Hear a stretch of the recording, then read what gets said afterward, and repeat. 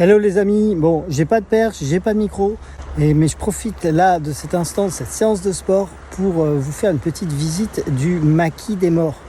Et je suis ici sur la corniche des Maures, c'est-à-dire le massif des Maures qui s'introduit dans la mer. Voilà, et on a une végétation vraiment particulière, une végétation plutôt arbustive qui résiste bien aux incendies et à la sécheresse et aux embruns.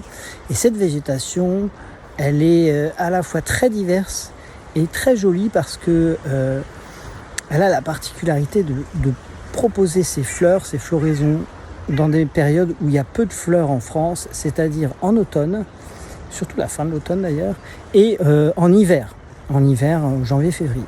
Donc voilà, je vais vous faire visiter un petit peu ce qui est chouette dans cette zone. Là, il y a une habitation, c'est une petite habitation de fortune qui a brûlé en 2017, mais voilà, elle a été réaménagée et c'est magnifique, c'est un paradis. Je vous laisse découvrir ça dans la suite. Allez, cet arbuste qui s'appelle la barbe de Jupiter, qui est très doux.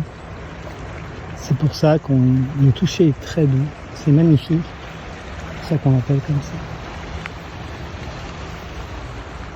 Ici, donc on a un chêne vert. Donc c'est une zone ici qui a brûlé.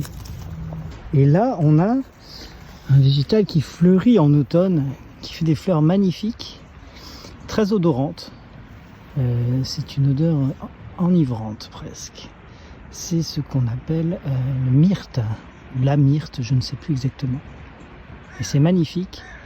C'est apparenté aussi au câpre, dont les fleurs sont très proches.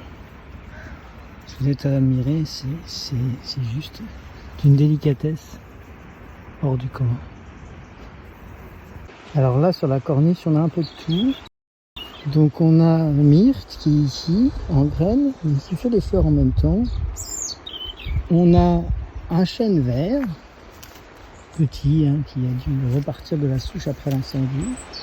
Un pin d'Alep, pareil, qui est reparti suite aux incendies. Peut-être que c'est une nouvelle pousse. On trouve là un bosquet avec des chênes verts. Et au milieu, on peut voir des arbres qui font un peu exotiques, un peu palmiers. C'est des yuccas, ça s'acclimate très bien ici. Et puis là sur la corniche, on peut admirer des barbes de Jupiter avec vraiment le côté, cette couleur un peu vert métallique. Et puis des jeunes pins d'Alep et du chêne. On voit la végétation. Pour un incendie qui était en 2017, on voit ça pousse lentement, c'est ce que je vous disais. Là, grosso modo, le chêne vert que je vais vous montrer, il date de cette époque. Donc vous comprenez mieux pourquoi quand je vois un chêne qui fait 8 mètres, je considère que c'est un spécimen extraordinaire. Toute la montagne là, que je vous montre au loin, elle était peuplée de pins d'Alep, qui sont tous concramés. Mais on voit, ça a été colonisé par la barbe de Jupiter, quasiment partout, donc magnifique couleur. Il faut savoir que cette plante, cet arbuste, est relativement rare, et donc il est protégé par le conservatoire du coin. Alors là, c'est un pin d'Alep qui est typique du coin aussi, mais qui, alors cette variété est très jeune, elle a dû pousser après l'incendie. Il faut savoir que le pin d'Alep, il y en avait plein là-bas, mais tout a brûlé. Et il a la particularité de se reproduire grâce au feu. C'est en fait les flammes et la chaleur qui ouvrent les cônes. Et les cônes peuvent voler comme ça avec la combustion. Entraînés par l'air chaud, ils peuvent parcourir jusqu'à une dizaine, voire, je sais plus, j'ai entendu une trentaine de kilomètres. C'est impressionnant. Donc c'est comme ça qu'il se répand, grâce au feu. C'est typique du coin. Là, on a un arbuste qu'on trouve très répandu dans le massif des Maures, qui fait des magnifiques fleurs au printemps. Ça s'appelle le cyste. Alors il existe plusieurs variétés, je ne les connais plus les noms. Mais voilà, là nous avons un cyste. Il est un beau spécimen. Alors voilà les amis, j'ai trouvé un pistacier lentisque en fruits.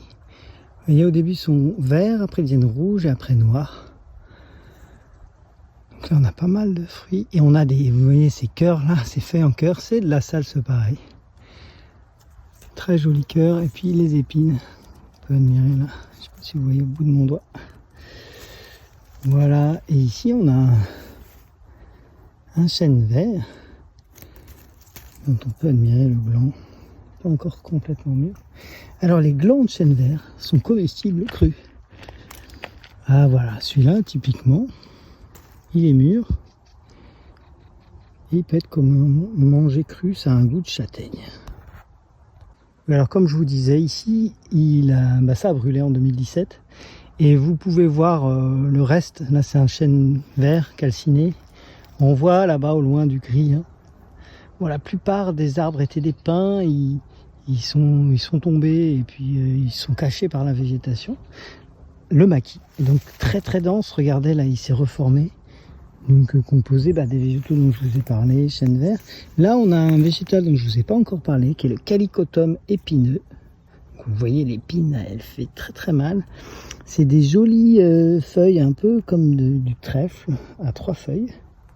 C'est une légumineuse qui fait des feuilles, des fleurs jaunes magnifiques en fin d'hiver.